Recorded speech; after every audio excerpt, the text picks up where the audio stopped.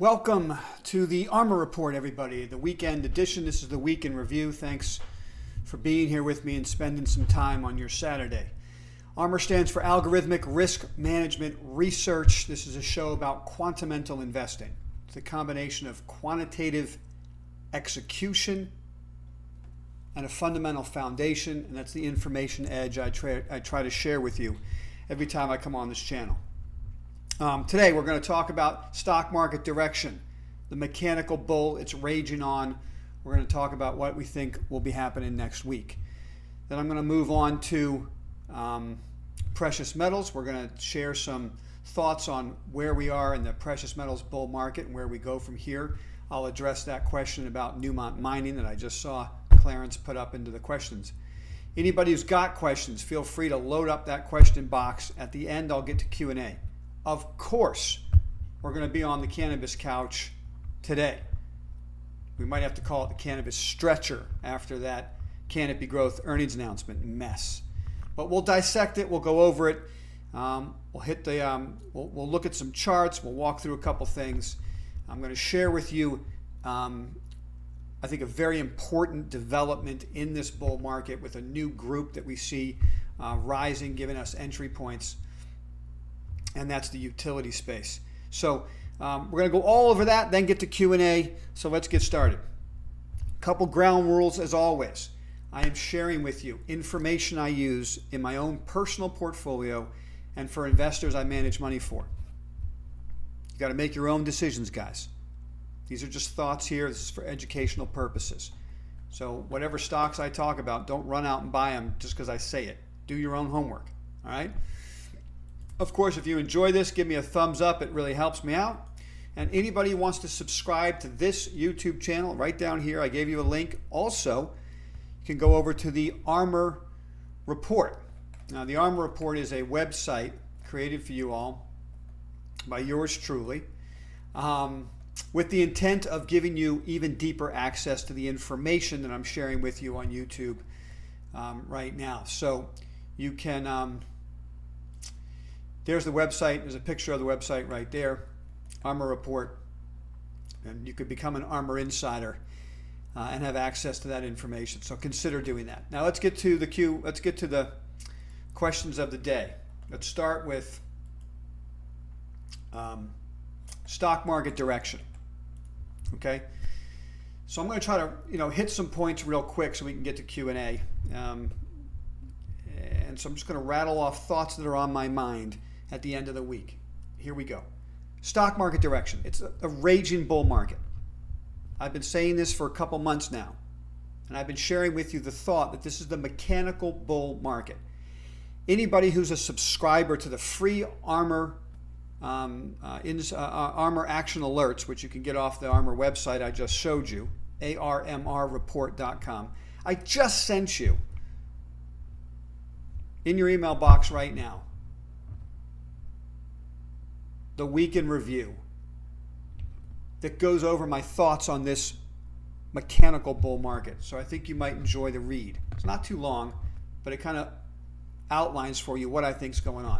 I'm going to share with you some thoughts right now. The Fed, and we talked about this last week, so I'm not going to go over all of it, but the Fed and central banks around the world are liquefying everything. Okay? This is what's creating the mechanical bull market. You can't lean on your old thoughts or beliefs of what puts the stock market up or down. It's got nothing to do with the big picture now. It's got nothing to do with earnings and PEs and economy and all that stuff you think of. It might affect stocks day to day, but the long bull market that's the current that's dragging this market higher. Okay? The Gulf Stream, if you will, it's dragging the market higher, is a Gulf Stream of liquidity by central banks. And so we start looking for footprints that show us this bull market's going to continue. And the number one footprint, if I had to list them all, maybe this would be number one.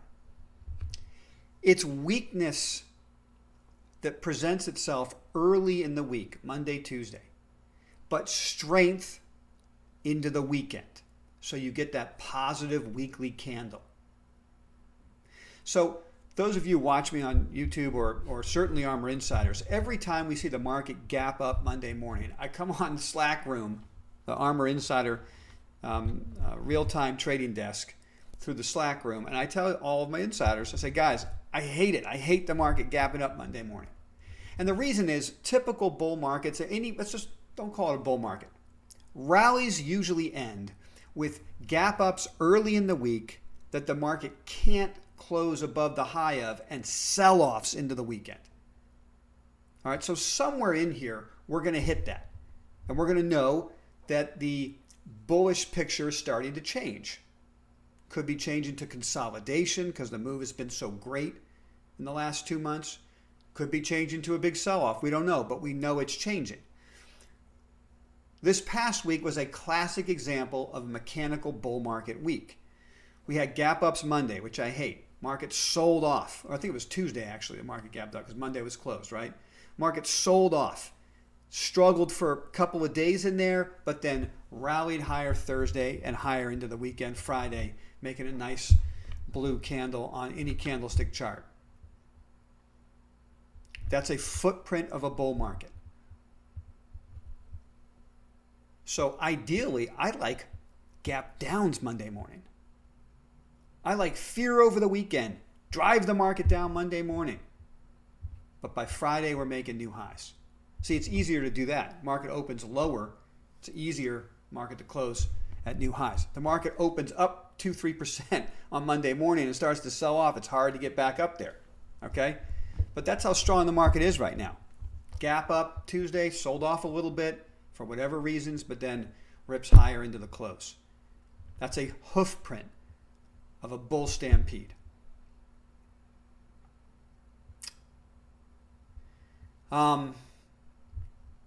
Another hoof print. I'm going to give you 3. Another hoof print is the Trump-China conflict, whatever you want to call it, trade war, whatever. In a bull market. This happened all year last year. Believe me, the mechanical bull didn't just start 2 months ago. It's been going on for a decade. Whenever the Fed is adding, central banks are adding liquidity, whenever central banks around the world are driving interest rates below zero into negative territory, you're in a mechanical bull. People are forced to put money into equities to find yield, to find growth, because there's nothing else to do with the money. That's a mechanical bull. So all year last year, if you were a day trader, it was a beautiful thing. And I'm just going to use Trump and China as an example, but this is true about other stories. But it's just so classic about Trump and China. Okay? Do not fear the Trump-China story. That story is literally designed just to rip you out of good positions. And it usually takes about a half an hour for it to be over. Okay? This is important for you guys to realize. Now, is it possible at some point in the future the rhetoric will turn into reality and things will crash? I mean, anything's possible. But here's how it works right now. You have to understand how the market works. Over 90% of all trades executed on exchanges are algorithmic based. That's a fact. Okay? Algorithms drive the market. Now, there are algorithms literally written to scroll news wires, to pick up certain words and phrases and then execute based on those words and phrases. So there are algos that scroll, high frequency trading algos that scroll, and they say Trump, China, conflict, sell, bang, everything starts going down. Guys, it's a stop hunt. They're literally looking to take you out of positions. And what happens is it sells off, and I'll show you a picture. It sells off on the fear that something's going to happen. Oh, Trump's going to be in the Rose Garden giving a press conference about China. Drive the market down. Okay, watch what happens. This is the NASDAQ 100. You guys are looking at the little hand right here, little arrow, right? Here comes the story. Market's doing okay, having a decent day. And then here come the stories. Trump, China, speech, all kinds of horrible things. This is a 3-minute bar. 1, 2, 3, 4, 5, 6, 7, what was it? 8 bars. Right? So what? It's not quite a half an hour. It's 24 minutes of hysteria. And then, of course, the speech comes out. Everybody figures out what Trump is going to say, and it's never as bad as what everyone thought they were going to say, and so the market rips higher to the close. This was a stop hunt, guys. They were hunting your positions, trying to take you out on a bogus news story. Okay? That is classic mechanical bull action. There will be short-term fear stories. And then when the fear story is over, the undertow, the current, the Gulf Stream of capital trying to get into the market takes over again, rips higher into the close. So as an investor, you just ignore this ridiculousness. As a trader, here, take a look at this chart again. This yellow line right here, one of my favorite moving averages, okay, on a day trading level. Notice how it comes right down to that moving average. It actually did it twice. Touched the moving average here. What time was that? That bar right here was 1257. Touches it, goes higher. Right? Then it comes down, touches it again, reverses and skyrockets. Right? Just classic action, guys.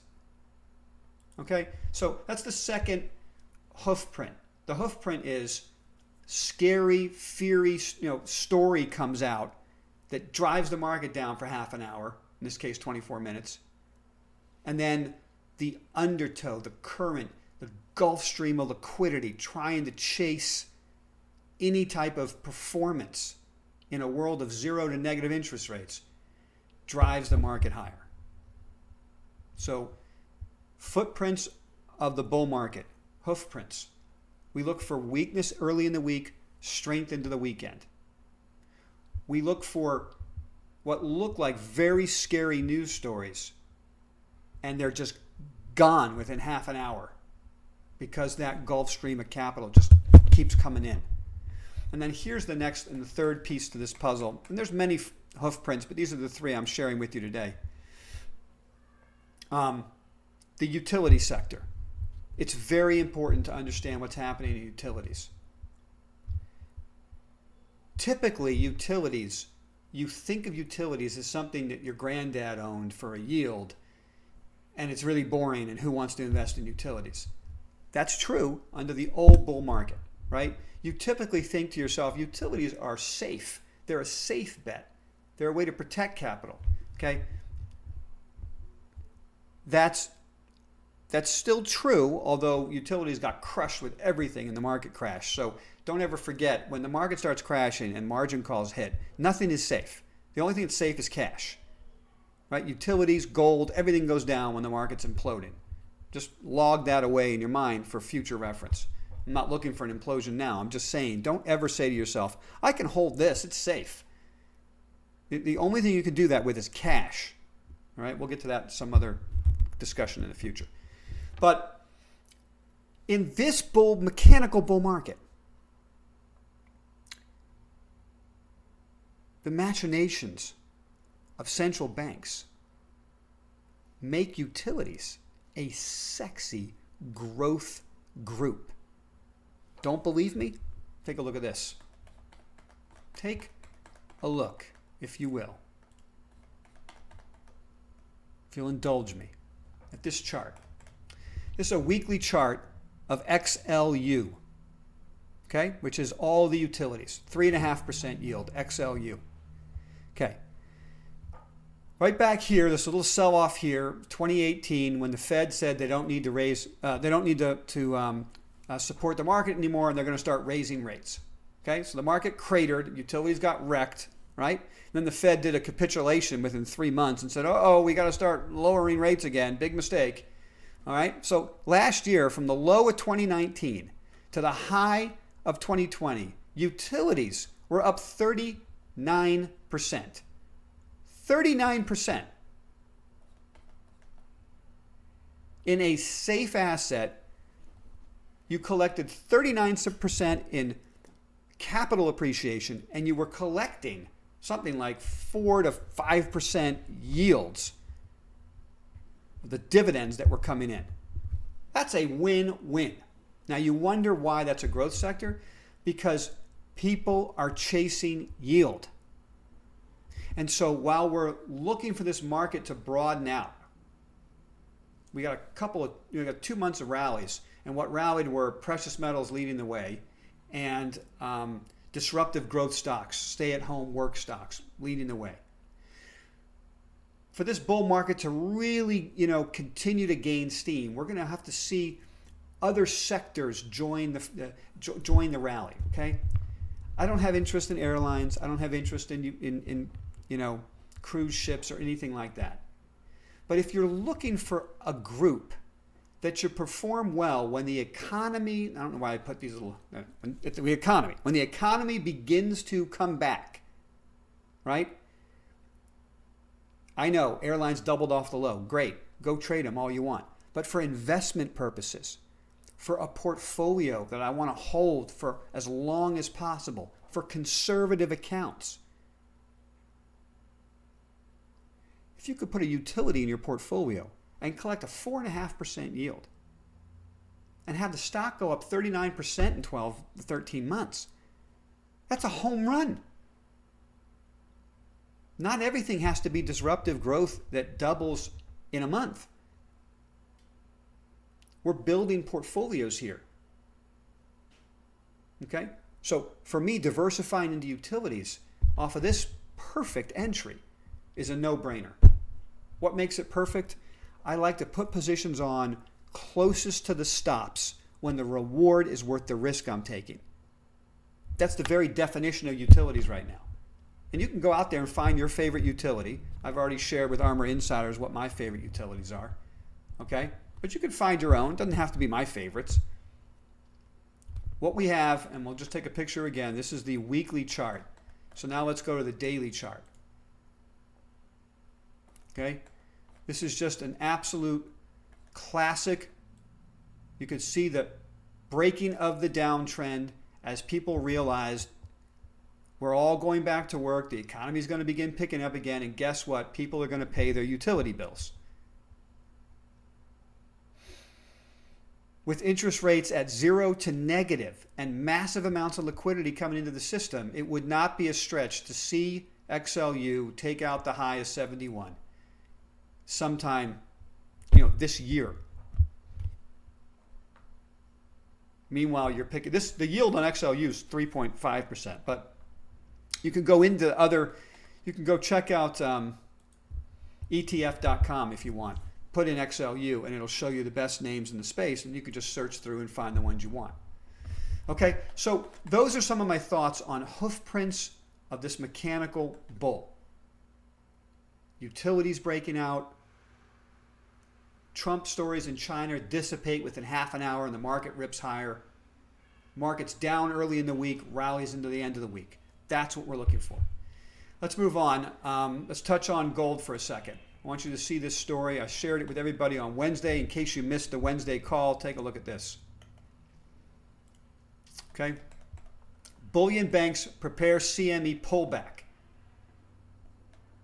Okay. Got to read this story. Bullion banks are no longer holding long positions on Comex. Okay, why is this important? I could spend hours talking about this, but I want to try to shorten these conversations down a bit on the weekend. So I'm just going to give you the bullet points.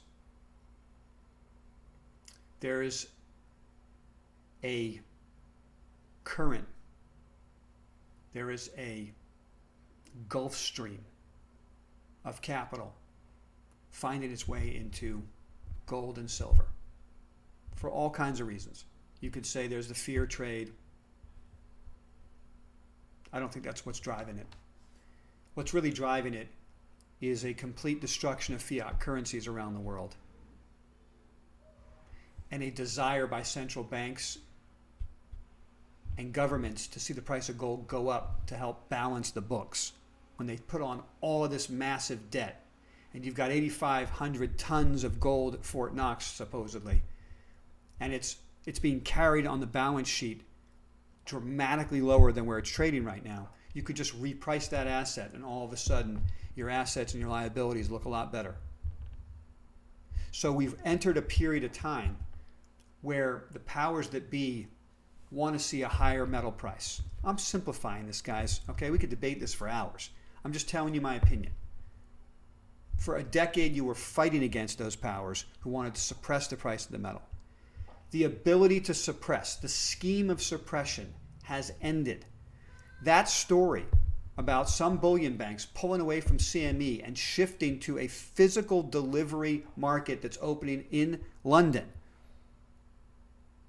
futures market that only deals with physical, not paper, is driving the real realization of price to what is the physical price of the metal. And let me tell you something, it's a lot higher than what you see at the Comex paper market. We're seeing huge inflows in the last 4 weeks into GLD and SLV. I think it was 57 tons into GLD in the last 4 weeks and 1,612 tons into SLV. SLV is forget SLV. Silver's a powder keg. Let's take a quick look at silver just to give you an idea how early it is in the stage. I'm going to use SLV even though I don't condone buying this asset and I don't own this asset. I'm going to go look at the monthly chart of SLV. The monthly chart of SLV. Do you think you've missed anything yet? This thing doesn't even get started till it gets above $18, $19 an ounce. Look at that. It hasn't even started. It's just that we bought it so early at the Armour Report that we have huge gains already. It hasn't even gotten started.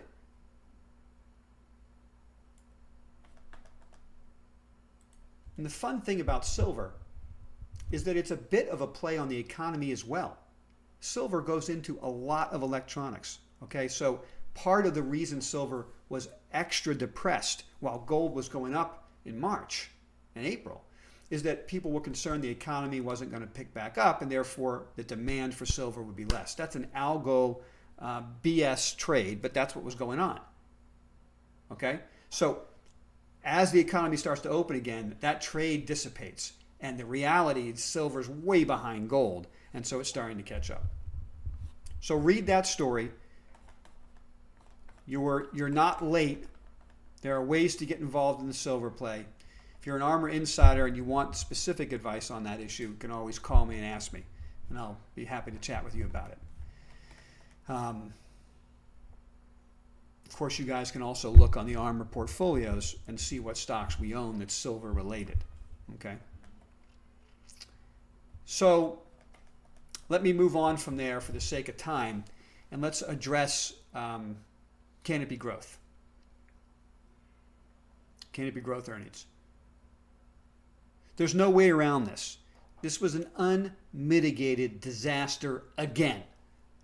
But there's no possible way for me to put lipstick on this pig, and I don't even want to do that. Okay? There's no way. The management team totally and completely missed the market, which to me is unfathomable. So we went into this number witnessing a surge in demand for cannabis in Canada, and somehow Canopy Growth missed the trends. So they missed the revenue number, and their percentage of market share in Canada went down. So on the one hand, that's good for other companies that obviously are gaining market share. All right, so it's not a complete loss for the whole cannabis space. That's important. Some of the things I heard on that call suggest that there is signs of strength and optimism that's worthy of consideration in Canada as sales grow and Ontario's opening up as they said they would be, in fact, a little bit faster than some of these CEOs were modeling for So on the one hand, it's not a total disaster for the cannabis space. But on the other hand, I mean, there's no way around it. Canopy Growth is just, they have the leadership, they had the leadership role, and they've completely missed it now. So they still have all the cash in the balance sheet, and they still have a management team I think is doing the right things to turn the company around. But this stock has to go out of portfolios. For me, you can hold it if you want. Please, God. I mean, the stock might go up. What do I know? Okay? I'm just telling you what I'm doing. Opportunity cost of money. I'd rather have money elsewhere. And I'll put this stock back on my whiteboard, and I'll start watching it again. Now, the problem in the short term for the whole Canadian cannabis complex is that as goes Canopy, goes the market. It goes the group, I mean. So Canopy is like in many cases, the biggest play in all of these ETFs. And when Canopy is going down, it just drags down the whole group. So what we have to do is look for where the group settles out and then which stocks start to perform better relative strength-wise compared to the group itself. And that's when we'll know where institutions are starting to go with capital, if they're putting any capital in the space yet. I'll be surprised if they are after that announcement. I don't care about the earnings. I mean, it was a kitchen sink quarter. Somebody said, how many kitchen sinks do they have? I love that. I forget who it was that asked me that. But brilliant. It was an Armour Insight. Was it you, Brian? It might have been you. I thought that was a great comment. How many kitchen sinks can you have? Right? They just keep taking write-offs. Okay? But very often you take those write-offs, you write off the kitchen sink, and it sets a bottom in the stock.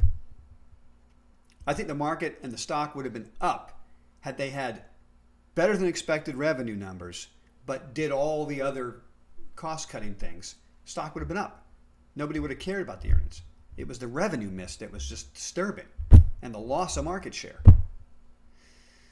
So I'm once again stepping aside from the Canadian stocks. I'm continuing to focus on U.S. cannabis companies. It's been much more lucrative. But I do want to share this thought with you guys.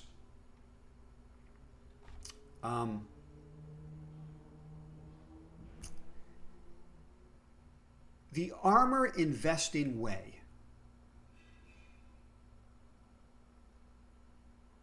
Quantamental investing strategy. The approach. Made money for myself and any Armour insider who added Canopy Growth and Kronos to the portfolio. We bought those stocks right based on quantitative algorithms. We were long Canopy Growth at 15.5. We were long Kronos at 6. So even in the face of a terrible earnings announcement, we were able to exit and make money. That's the Armour Investing Way. It's not chasing a stock as it's running. It's not buying a stock into earnings because you think it's going to work. It's buying it right when the reward's worth the risk and the probabilities are in your favor.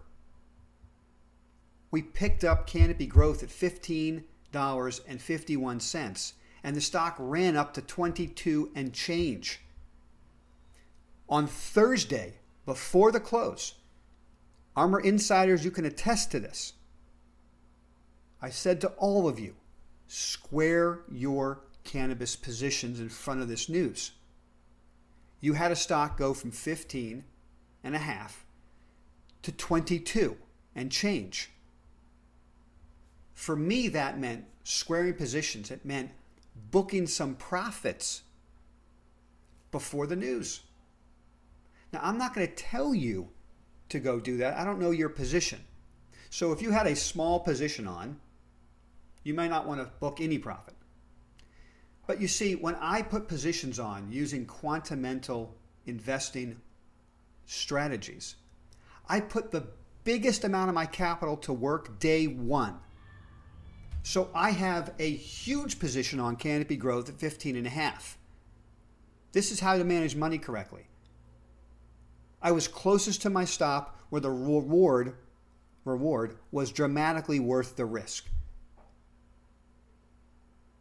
So when the stock popped into earnings, I can scale back my position, which was so large at the beginning. I can scale it back and book profits and then carry a manageable piece into the number. So whatever happens, look, it would be lots of fun if I made a lot more money. If it comes down, I sell it. I book the rest of my gain. The rest of my gain, I book. And I walk away making money. That's the Armour Investing Way.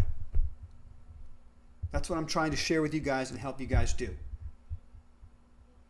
You buy weakness in the midst of strength. You don't run into strength. You don't get overexcited. Same thing with Chronos. Okay? So join me in that process. When I share with you, and I'm talking directly to Armour insiders now, when I share with you an investment idea and a price that I'm buying it at, that's where you want to put the position on. You don't want to wait to see how it does and add to it as it goes up. That puts you at more and more and more risk. You want to buy closest to the stop, and you want to be happy getting stopped out. We're not going to make money on 10 out of 10 trades. We're going to identify the losers as fast as we can, and then we're going to ride the successes as long as we can.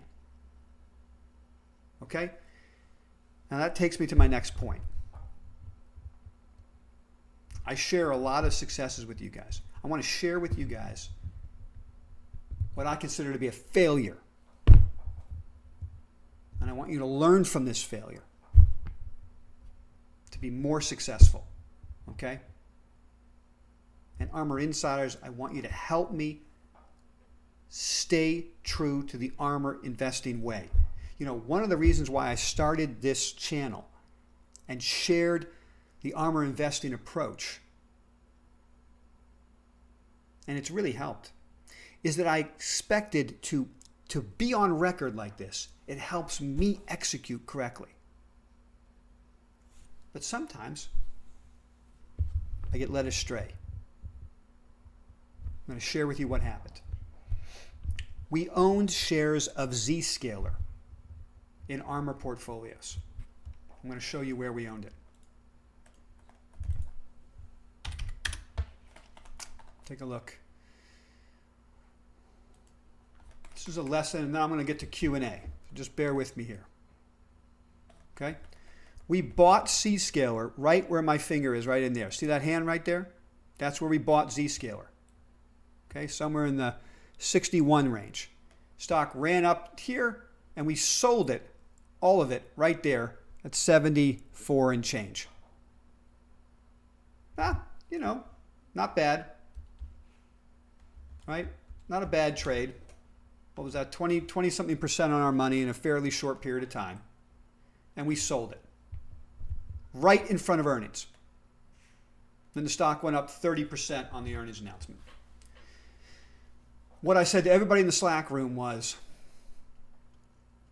I'd been doing research and analysis. I've been on the phone with management. I've been listening to conference calls. I didn't like what I heard. There were some things I didn't like. And so I just said, you know what? I'm going to book a profit here in front of the number. That was crystal ball gazing is what that was. And that is not the Armour Investing Way. Now, is it a bad thing to book a 20% profit? No. We made 20% in the month. We made money. That's great. But here's the thing. In order to significantly increase your net worth over a long period of time, you have to ride your winners as long as possible. Cut your losses, ride your successes. And the single quickest way to derail that process is to read tea leaves and come up with reasons why you should get rid of a stock. Because let me tell you something. There's always reasons. There's market reasons. There's China. There's this. There's that. You listen to a conference call and you don't like something you heard. There's always reasons. So the appropriate step as an Armour Investing Way approach would have been to cut the position down to a core position that we carry to the stop. The stock did not even get close to violating the trailed stop. So there was no reason to sell the whole position. Okay? Let's don't ever do that again. If I come on here and I say, I don't like something, it's making me uncomfortable, I'm selling it all. If it's not even close to violating the stop, then the object is to cut the position down. I could have cut it in half. Booked half my profit, left the other half out. What was the risk in that? Nothing. And I would have captured huge upside on the earnings announcement. And that's on me, all right? So let's work together in the future to get that trade right. All right, so let's get to the Q&A. Thanks for spending time with me. Let's see what you got for me. I'm going to go to the questions and answers now.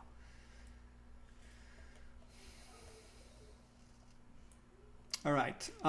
First question from Clarence was the 5 million shares of Newmont that traded.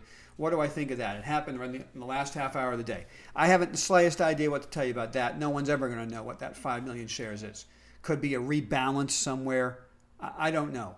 So following the Armour Investing Way that I just described, if the stock stays above the 50-day moving average, I stay with the stock. Okay? Well, take a quick look at it.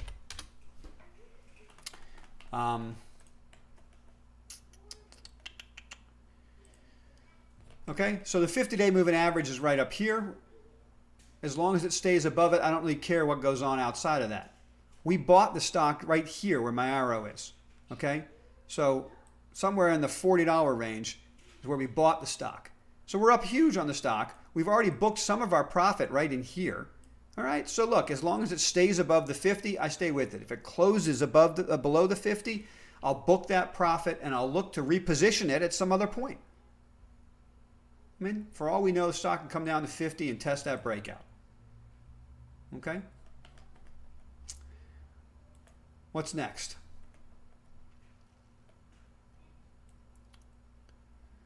Aurora, bullish pennant on the daily. Let me know your opinion. Aurora.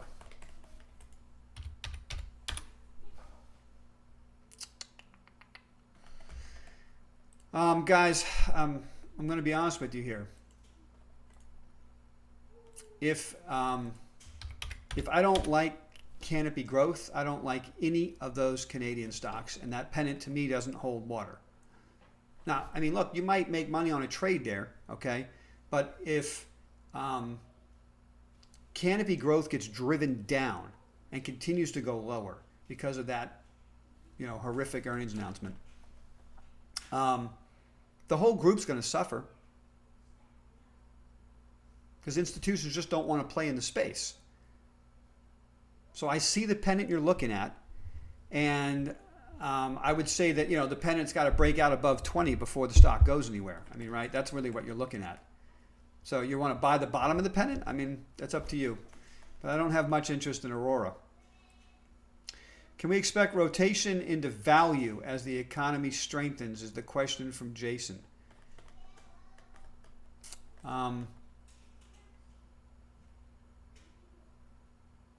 Rotation into value. Well, partially that's what I'm saying with the utilities, right? So you got to figure out where you want to go. I think there's a lot of value in utilities because they're overly suppressed at a time where there's massive liquidity coming into the system and negative interest rates. They're overly depressed because of fear that the economy had stopped, right? So there's value there. So value is means different things to different people. But I agree there needs to be a broadening out a bit in the market. So I don't think that means rotation's completely out of disruptive growth. I think you're going to get both. I think the market's going to broaden and things are going to continue to go higher. So you might get consolidations in some of the disruptive growth before they break out again. But I agree that I think some money is going to find its way into things like utilities. All right. Steve, interested on your thoughts on the junior miners, gold and silver. I love the junior miners. I think gold is going higher. I think we're past the options expiration week. which we discussed is always the week where you get weakness in price if you can. So now we're past that. So a new month is starting. There's nothing holding back the metal. We had a great Friday. Silver looked phenomenal into the close. So there are some junior miners I would play, and I know, Steve, you're an insider, so feel free to reach out to me either one-on-one or through the Slack room, and I'll give you some thoughts on what junior miners I would move into. I'm not sure I'm going to add these to Armour portfolios because they're small in nature, and so they carry a lot higher risk. And the Armour Report's about managing risk, so there's certain rules I have there. I won't touch certain names if I feel they're too illiquid, right? But for an individual who wants to take risk, I'm happy to share with you what I'm doing in my own personal portfolio in the smaller space. Okay. All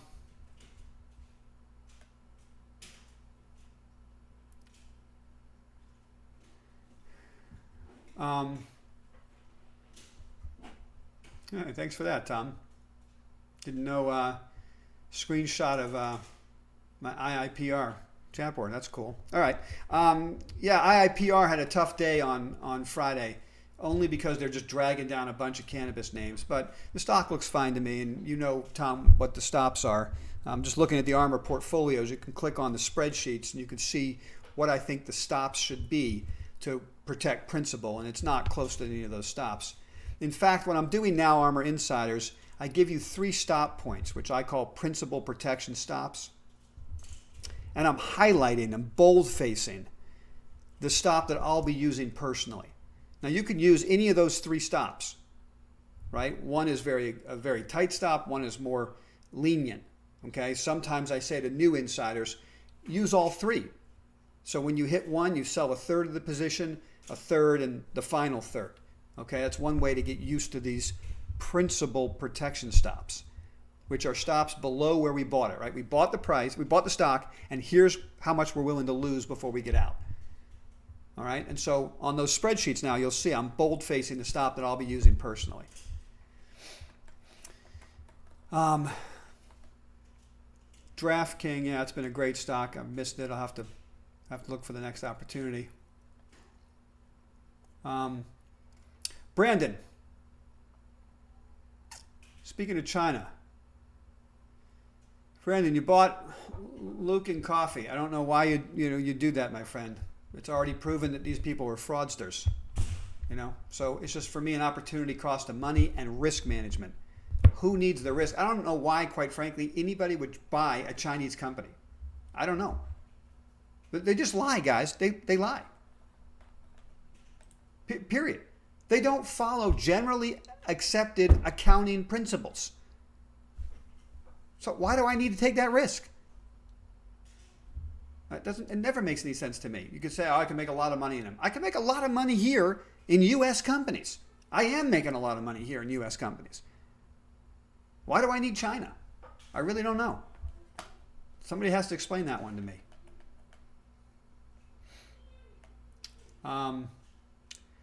Tech Monkey, what are your thoughts on ZVO Education Services? Let's take a look.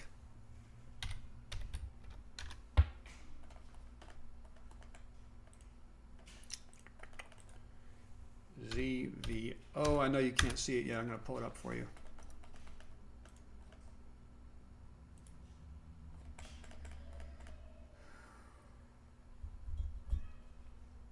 Okay. I don't really have any thoughts on it. I'll have to do some more work for you. Okay? I'll have to take a peek. I mean, at first glance, that chart does nothing for me. But I don't know the company well enough to share any thoughts on it. Also, the average daily volume is 183,000. The stock's trading at 280. That's just not nearly enough volume for me to get comfortable buying the stock. It's just too easy for one guy to manipulate the price.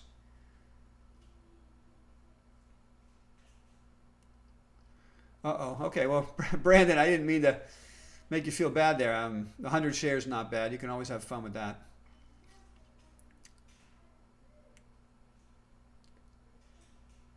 Kevin's asking me specifics on my yellow DT line. Oh, the day trading line. Oh yeah. Okay. So on that chart, well, you know what? Let me tell you something, Kevin. You're an insider, I believe, and why don't you ask me that question in the Slack room? Okay. I'll be happy to chat with you about the specifics of that yellow day trading line that I use on my intraday charts in the Slack room. Just ask me, on Monday, and I'll let you know.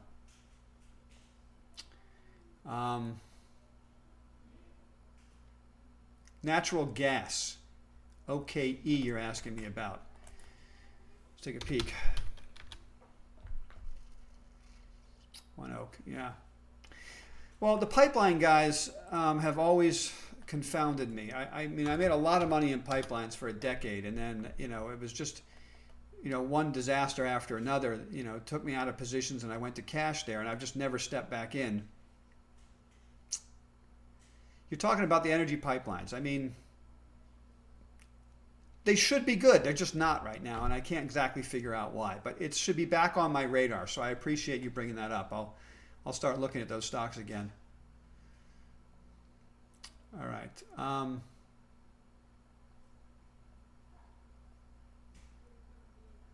Wager on the space launch today. I hope it goes well. That's all I have to say about that. All right. Canopy cost per gram is 3. Aurora cost per gram is 80 cents. Come on, man. Aurora still doesn't. I mean, okay, Chris, look, man, I think that's great information, but I'm just talking about stocks that go up. That information may one day help us. But at the moment, when the biggest guy in the space totally misses the number, there's just no institutional interest that's going to bring capital into the space. That's all. So I'm not giving up on cannabis. I'm going to be back at this group. It's just I need to take a reset and see how these stocks shake out.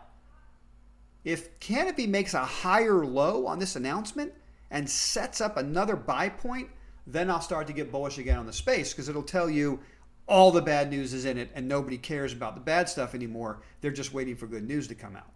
Okay? And then I'd broaden out my spectrum and maybe start buying other names. But before I buy ACB, I'd rather buy Afria.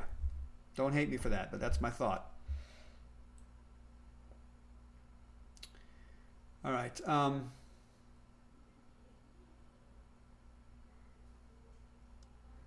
Yeah, Dirk. Dirk Diggler. Cannabis companies. I like that name, by the way, my friend. Yeah, they're a failure right now. I mean, don't give up on them. Ontario's opening up. They're going to do some business. There'll be some good money made in the space at some point. Just not right now, and that's why we keep focusing on U.S. cannabis, where we are seeing good money. All right.